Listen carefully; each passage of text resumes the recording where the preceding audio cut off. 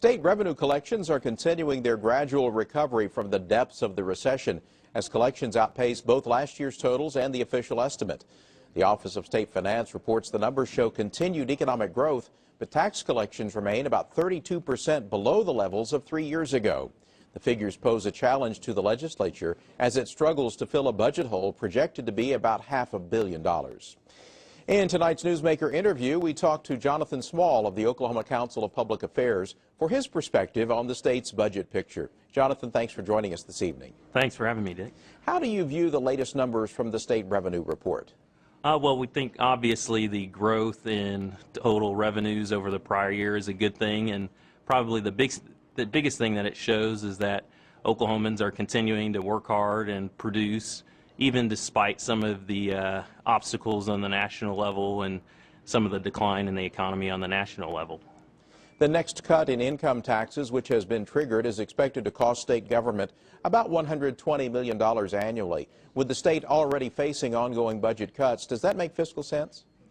You know, I think we would probably not quite characterize it that way. You know, obviously, as you know, government doesn't generate taxes or pay taxes. So really, when you're cutting the income tax, you're really just deciding to give people back more of their money. You know, historically, we've seen that when estimates have been made for the total costs of tax cuts. For instance, in the estimate in 2005 for 2007, they estimated cuts would be about $150 million, and actually that year they ended up gaining over $300 million more. So how effective have tax cuts been in propping up the economy?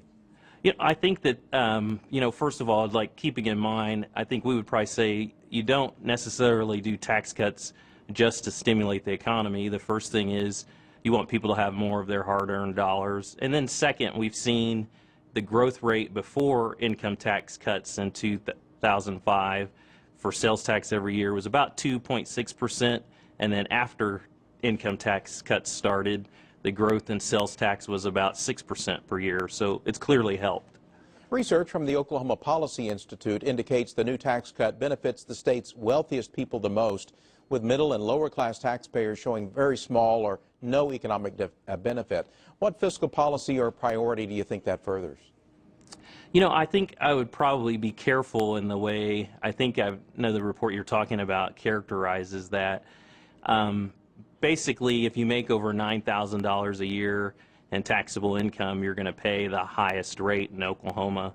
So I think whenever rates are lowered, that helps most Oklahomans. Also, I would say, you know, I'm not surprised that 0.25% of Kevin Durant's income, say, is more than mine. But, you know, I want people like Kevin Durant and others that are successful to continue to invest in Oklahoma. And I feel that people with less incomes also can make good decisions with the money they get in return. Kevin Durant actually pays income tax in all the states in which he plays. There is still talk of phasing out the state's income tax and following the Texas example. Is that workable? I think definitely it's something that needs to be considered and moved cautiously. I do think it's possible to do it over a period of time. One of the things that OCPA has tried to point out is that there are several things that government's doing right now, such as spending money on losses on golf courses or for worldwide creativity conferences or rodeos and other things like that. And I think if we focus government on its core functions and then lower the rate systematically over a period of several years, I think you can move towards eliminating the income tax. Jonathan Small from the Oklahoma Council of Public Affairs, good to have you with us tonight. Thank you. In business